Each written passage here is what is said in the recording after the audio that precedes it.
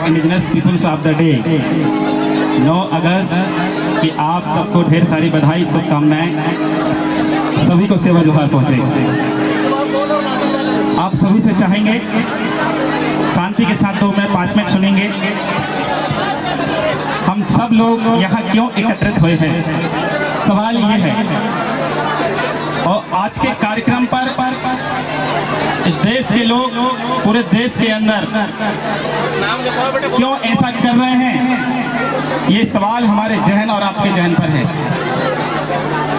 साथियों,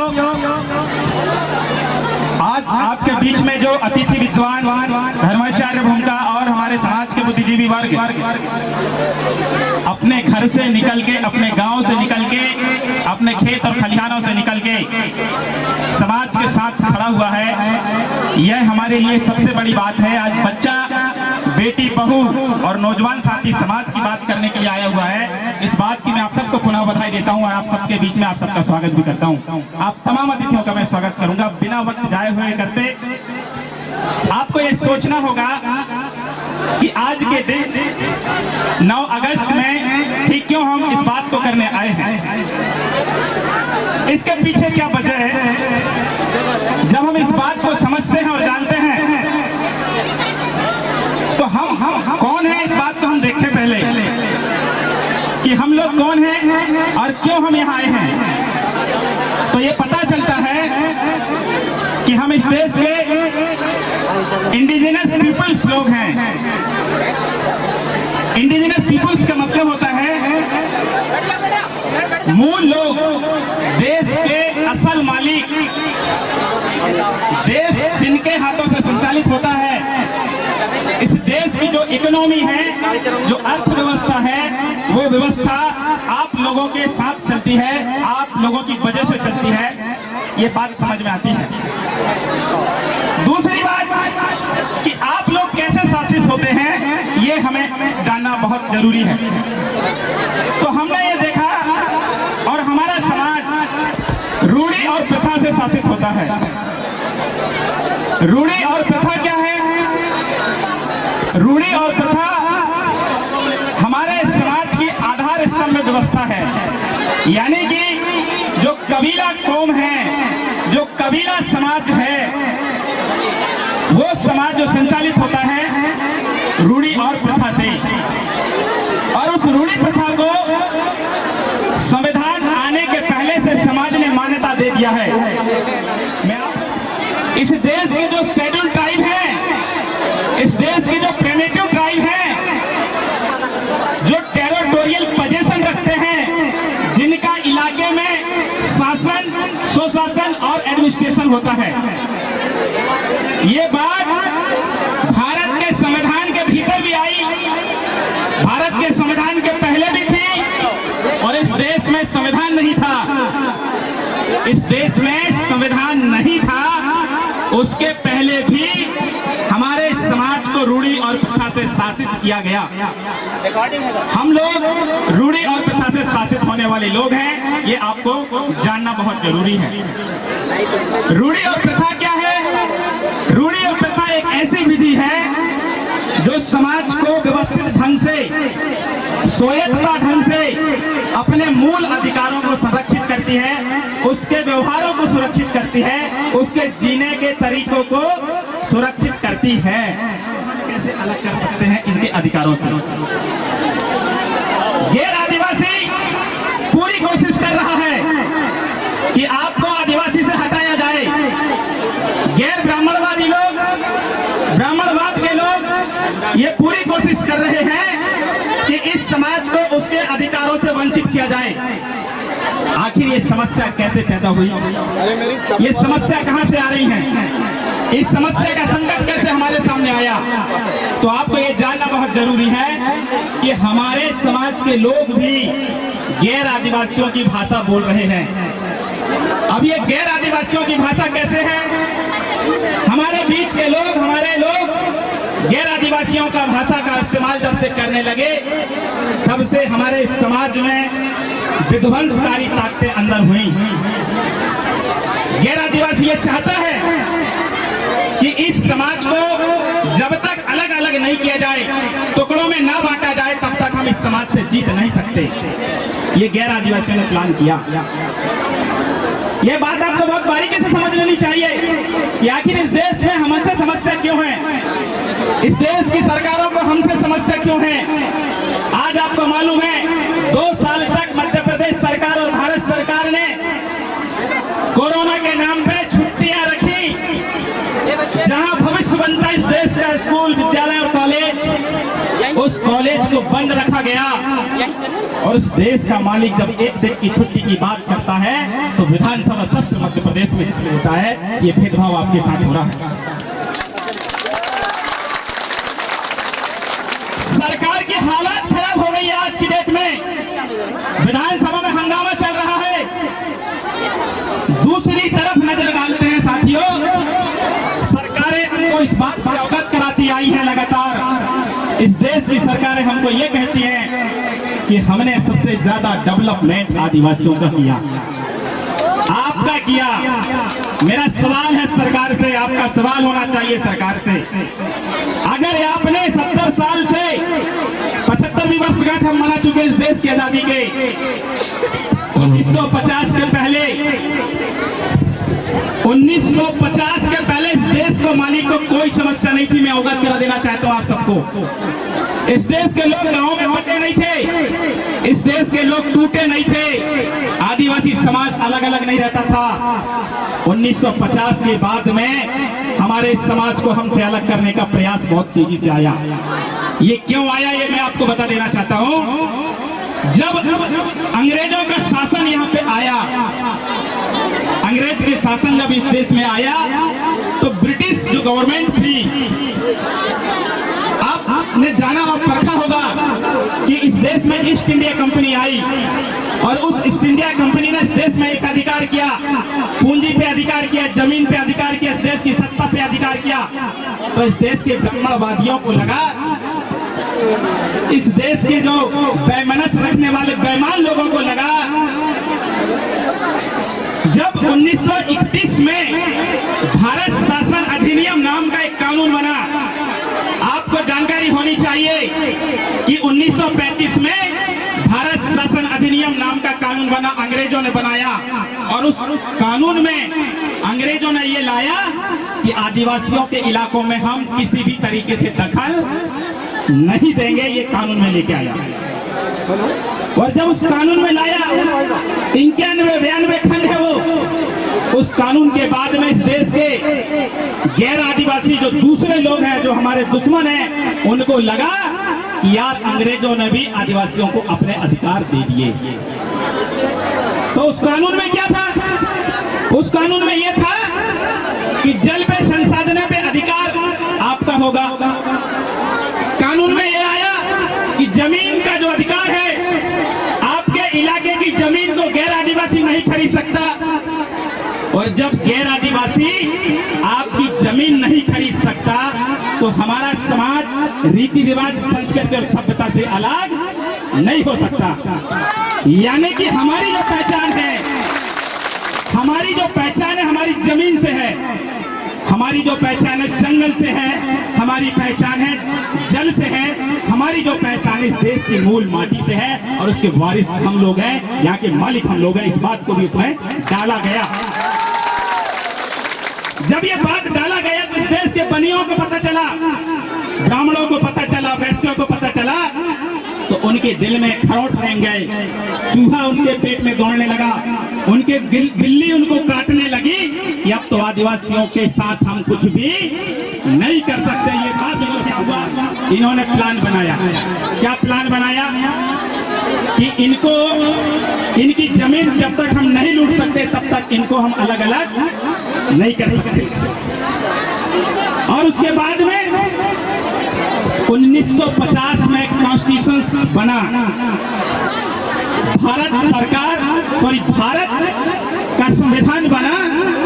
तो भारत के संविधान पावर है वो भारत शासन अधिनियम के ऊपर 1935 जो कानून है उस कानून की कॉपी की गई और कॉपी करने के बाद में उस कानून में भी भारत के संविधान में भी ये लाया गया और उसमें लाया गया 5वीं अनुसूची, आपके लिए 6वीं अनुसूची लाई गई।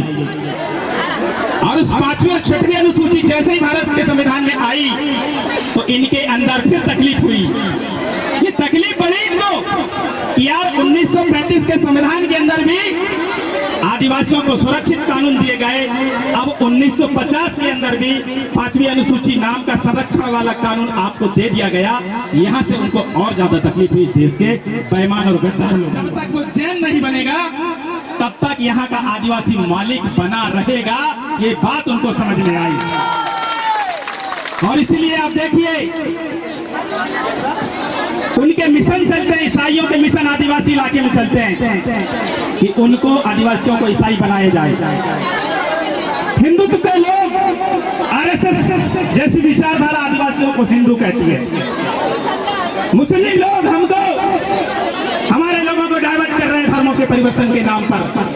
तो जो जहर धर्म के नाम का जो जहर लाया गया, जब तक इनको आदिवासी के अधिकारों से हम वंचित करना चाहते हैं तो इनको धर्म में जोड़ना पड़ेगा। इन्होंने मिशन चलाना चालू किया और आज आप जानते हैं हमारे बीच में धर्माचार्य बैठे हैं। इनने इस बात को समझा कि जब तक हमारे समाज को मूल रास्ते से हम जब तक लाएंगे नहीं, और अगर हमारा समाज मूल रास्ते से भटक गया तो हमारा समाज नहीं बचेगा, समाज मिट जाएगा, हमारी पहचान खत्म हो जाएगी, बहन बेटियों की आपकी और इज्जत लुटेगी। हमने वापसी का आंदोलन चलाया। जो लोग दूसरे धर्म में चल गए थे, जो लोग दूसरे की भाषा बोलने लगे थे, आज हमारे गोंडवाना के आंदोलन ने जय सेवा का नारा लगा के समाज को एक करने का प्रयास किया। इनके लिए जोरदार ताली बजाते। तो यहाँ भी वो कामयाब नहीं हो रहे हैं। उन्होंने प्रयास किया आपको अपनी जमीन से अलग करने का। 1935 के पहले मनु का संविधान चला। मनु स्मृति ने हमारे समाज को जमीन से अलग करने का प्रयास किया। हमारा समाज संस्कृति, रीति रिवाज, सभ्यता और परंपरा से इतना अटूट प्रेम करता है कि आज हमारी बेटी से पूछ लीजिए तो वो भी अपने समाज के बारे में बताइए। आप बच्चा से पूछेंगे तो वो गर्व से कहेगा कि मैं गौंड हूँ और मेरा धर्म गौंडी है और मेरा इतिहास गौंडवाना है। वो किसी से नहीं डरता। इतना प्रेम हमारे समाज के बेटा बेटी, हमारे नौजवान साथी, हमारे बुजुर्गों ने प्रेम करके रखा हमारी संस्कृति से। तो दुश्मन यहाँ पे कामयाब नहीं हुआ। दुश्मन यहाँ भी फेल हो गया, 1935 में फेल हो गया, 1950 के संविधान में फेल हो गया। दूसरा प्रयास इन्होंने किया कि आदिवासी क्षेत्रों में इनको अलग करने का इन्होंने तीसरा प्लान लेके आए। मैं आपको जानकारी देना चाहता हूँ। और वो तीसरा प्लान क्या लेके आया? इन्होंने ये लाया 1992-1994 में पेशा एक्ट, जिसे पंचायत अधिनियम कहते हैं, कि आदिवासी क्षेत्रों में चुनाव कराइए, उनको लड़ाइए आपसी में, और उनको दारू बांट के, मुर्गा बांट के, उनको विचारधारा से अलग करके कुछ लोगों को सरपंच बना के, कुछ लोगों को जनपद बना के, कुछ लोगों को विधायक बना दो, आरक्षण दे दो। इस तरीके का एक तीसरा प्रयास इन्होंने किया और इससे हमारे को बहुत नुकसान भी पहुंचाया। लेकिन साथियों, दुश्मन को हमने यहां भी कामयाब नहीं होने दिया। दादा हीरा सिंह मरकाम मोतीराव के कंगाली के आंदोलन में फिर समाज को खड़ा एक जगह पे लाके कर दिया। समाज के दादा ने कहा कि हमें किसी के मंच पे जाने की जरूरत नहीं है, हमें किसी के जयकार करने की जरूरत नहीं है। आपका डंडा होगा, आपका झंडा होगा, आपका गायन होगा, आपकी वंदना होगी। आपके पास धर्माचार नहीं, धर्माचार, आपके पास बोलने वाले नहीं, बोलने वाले आपके सामने खड़े हैं। कानून के ज्ञाता नहीं थे, आज कानून की बात करने वाले हैं। सरकार को यह भी तकलीफ हुई, सरकार को यहां भी तकलीफ हुई, और तकलीफ इतनी हुई कि इस देश के प्रधानमंत्री को झक मार के गोंडी भाषा में भाषण देना पड़ा मंडला में। इतनी तकलीफ हुई मध्य प्रदेश के शिवराज सिंह चौहान को छिंदवाड़ा के हर रही के गोंडवाना के कार्यक्रम में आके नाचना पड़ा, औरतों के साथ नाचना पड़ा उसको। गोंडवाना के लोगों ने झुका दिया और आज इतनी तकलीफ हो गई उनको कि छुट्टी दे या ना दें उनके दिमाग में समझ में भी नहीं आया। ये दुश्मन के ऊपर हमने इतना चोट किया, लेकिन अब क्या करना, बचोगे कैसे? आज भी हमें बचने का रास्ता, हमारे सम्मान का रास्ता, हमारे स्वाभिमान के रास्ते को चुनना होगा। आज मैं केवल अपील करने आया हूं, समाज हमारा रूढ़ी प्रथा परंपराओं रीति रिवाज, उसके रिवाज, उसकी संस्कृति से जुड़ा हुआ होना चाहिए। और आज से आप शपथ ले लें कि हमने मनु के संविधान को हराया, हमने अंग्रेजों के संविधान से इनको दुश्मनों को हरा दिया, भारत के संविधान ने भी दुश्मनों को दुश्मन हमसे हार गया। आज गोंडवाना का सतत आंदोलन निरंतर चल रहा है। अब गोंडवाना विजय गोंडवाना बनने के रास्ते पे है। इस रास्ते को आपको चुनने के लिए मैं अपील करता हूं। अब दूसरे के घर में घंटा बजाने की जरूरत नहीं होनी चाहिए। आज भी बहुत प्रयास किए जा रहे हैं। इस गोंडवाना आंदोलन ने कितना ताकत दिया, हमको हिम्मत दी, हौसला दिया। इस मंच में आजू बाजू, पिछवाड़े में, आगे, सामने आरएसएस के लोग खड़े होंगे, मिशन ईसाई मिशनरी के लोग खड़े होंगे। आप बता दीजिए मोहन भागवत को, आरएसएस के संचालक को, उसको इतना मजबूर होना पड़ा कि पिछले 2018 में आगरा में उसको ये बोलना पड़ा कि आदिवासी हमारे पूर्वज थे। ये उसको बोलना पड़ा, आरएसएस के मालिक को बोलना पड़ा। यानी कि आपका आंदोलन आगे बढ़ रहा है, आप अपने अधिकारों के लिए बोल रहे हैं, आप अपने अधिकारों के लिए लड़ रहे हैं। इसलिए मैं केवल अपील कर सकता हूं समाज के लोगों से, आज हमारे पास सब कुछ है साथियों। हमने बीच में गलती की, छोटी छोटी, समाज के नौजवान साथियों ने गलती की होगी, हमने गलती की है, हमसे हो गई, लेकिन आज से हम एक होके कैसे आगे बढ़े, इसका रास्ता यहां से अख्तियार हो रहा है। और मैं धनौरा की पब्लिक को बधाई और धन्यवाद देता हूं कि आपने आज के दिन को केवल नाच गाने तक सीमित नहीं रखा, आपने विचारों पे बात की, आपने 9 अगस्त क्या है इस पे बात की। आपको जानकारी होनी चाहिए कि जब हमारा आंदोलन 1930 से गोंडवाना महासभा नाम से चला, तो इस आंदोलन के लोगों ने जानकारी पहुंचाई अंतरराष्ट्रीय स्तर पर संयुक्त राष्ट्र संघ को, जो 192 देशों का संघ है। 192 देशों का संघ है, वहां पे बात रखी। इस देश की सरकार इस देश के मालिक के साथ भेदभाव कर रही है। हमारे नेतृत्वकर्ताओं ने, समाज के बुद्धिजीवियों ने यह बात पहुंचाई कि इस देश की सरकार हमारे नाम का जो बजट होता है, सड़क में, स्कूल में, बिजली में, पानी के नाम से जो हमारे लिए लेती है, ये हमारे लोगों तक, हमारे गांव तक नहीं पहुंचाती। हमारे बुद्धिजीवियों ने बात संघ तक पहुंचाया, तो यूएनओ ने ये विचार किया। 1994 में जेनेवा में एक मीटिंग होती है, 192 देश के लोग होते हैं। उस 192 देश जेनेवा में चर्चा हुई और ये प्रस्ताव पास हो गया कि देश के अंदर, भारत में आदिवासियों के साथ भेदभाव किया जा रहा है, आपके साथ अन्याय और अपराध किया जा रहा है, आपके पैसे का बनता ढार किया जा रहा है। तो संयुक्त राष्ट्र संघ ने आपके लिए 9 अगस्त की सूचना पूरे देश की सरकारों को दिया और कहा कि जो इस देश के मालिक हैं, उनकी हो रही समस्याएं और उनके समाधान क्या हो सकते हैं, इस पे प्रस्ताव भेजिए। ये बात इस देश के, हमारे समाज के बुद्धिजीवियों ने भेजा, लेकिन यहाँ पे बहुत गड़बड़ हुआ। इस प्रस्ताव में बहुत गड़बड़ हुआ। 1994 में 9 सितंबर को यह बैठक हुई थी। उस दिन तय हुआ था कि 9 अगस्त को आदिवासियों के विषय में, उनकी संस्कृति, रीति रिवाज, संरक्षण, सुरक्षा, जमीन, जंगल और जल के साधन संसाधनों पे उनका कितना अधिकार है, इसके लिए हम प्रत्येक वर्ष, साल में एक बार, एक दिन उनकी समीक्षा करेंगे। ये दिन 9 अगस्त इसलिए तय हुआ। और इस देश के अंदर एक ही देश नहीं, बल्कि आज जैसा समीक्षा, हमारे समाज के जो ट्राइबल के लोग हैं, जो मूल इंडिजिनस लोग हैं, जो देशज लोग हैं, जो मालिक लोग हैं, 192 देशों में खुशियां मना रहे हैं। 192 देशों में आज संयुक्त राष्ट्र संघ को प्रस्ताव भेज रहे हैं। इस देश की सरकार हमारे साथ गलत कर रही है, आपके लिए खुशी का विषय साथियों।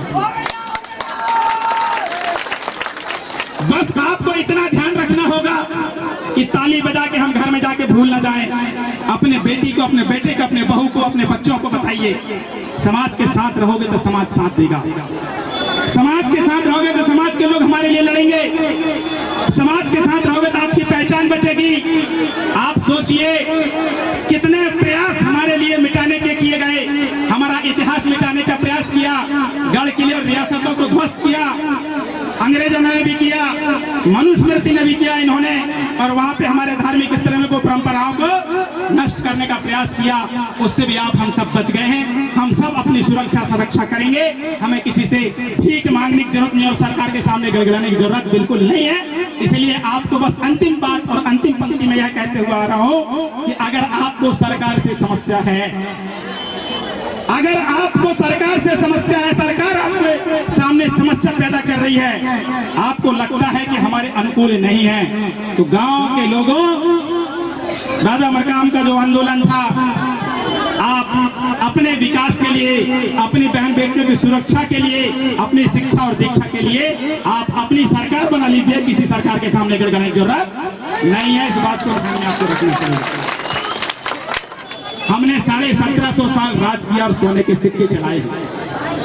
इतना मजबूत और प्रबल समाज, इस देश के लोग हमको उपेक्षित कर रहे हैं।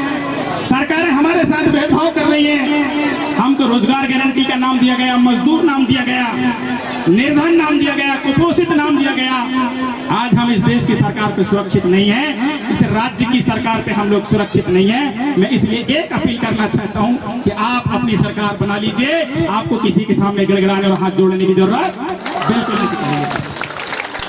और इसलिए 9 अगस्त की घोषणा संयुक्त राष्ट्र संघ ने किया था कि आप एक रहें, एक रिवाज, एक आवाज, एकता के साथ आप चलें। इसका परिचय हमें पूरे समाज में, पूरे देश में, पूरे विश्व के अंदर देते रहना है। क्योंकि ये जो जिम्मेदारी है, प्राकृतिक संरक्षण, धार्मिक गुलामी को अलग करना, मानसिक गुलामी को अलग करना, आर्थिक गुलामी को हमें अलग करना, ये हम सबकी नैतिक जिम्मेदारी है। और जब तक इन 4 तरीके की गुलामी से हम बाहर नहीं आएंगे, हम सशक्त और मजबूत नहीं होंगे।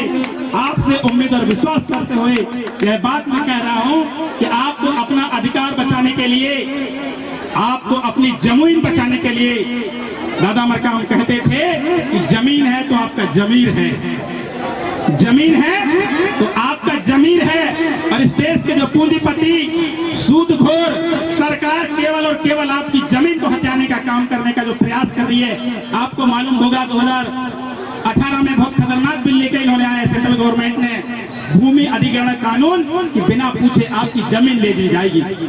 और आप ये बात जानते भी हैं, जितने भी तालाब बने, जितने भी बांध बने, जितने भी सड़कें बनी, रेल की पटरी बनी, भोपाल का सदन बना, जितने भी सरकारी कोर्ट कचहरी और कार्यालय बने, तो सारी की सारी जमीन आपकी है। इसीलिए हम लोग कहते हैं कि जो जमीन सरकारी है वो जमीन हमारी है। जो जमीन सरकारी है, जो जमीन सरकारी है, किसी के सामने डरने की जरूरत नहीं है। कानून और प्रशासन बाद में है। हम अपने अधिकारों के लिए अपना निछावर देने के लिए तैयार हैं। अंत में यही कहूंगा कि समाज के बेटा बेटी, समाज के लोगों, अपने दादा मरकाम ने हमें कहा कि गोंडवाना के लोगों जियो और हजारों लाखों लोगों को जीवन दीजिए। हम आपके साथ खड़े हैं, लीडर आपके साथ खड़े हैं, आपका पसीना टपकता है, हम समाज के लिए खून बहाने को तैयार हैं। बस आपका साथ चाहिए, आपका सहयोग चाहिए। और इसी तरह एकता का परिचय देते हुए पूरे समाज को आंदोलनरत रखिए। एकता के भाव में समाज को सद्भावना, भाईचारा और प्रेम का भाव बनाए रखें। इन्हीं आशा और विश्वास के साथ में आप सबसे विदा लेते हुए रावण साहब उइके का सेवा जवाब। धन्यवाद, शुभकामनाएं, बहुत सारी शुभकामनाएं। आपका संदेश रहा आदिवासी क्षेत्र में सिर्फ आदिवासियों का शासन, प्रशासन, नियंत्रण आदिवासियों के हाथ में होगा। ये आपको अधिकार भारतीय संविधान में है। अब मैं आमंत्रित करूंगा आपके समक्ष डांस ग्रुप बेगरवानी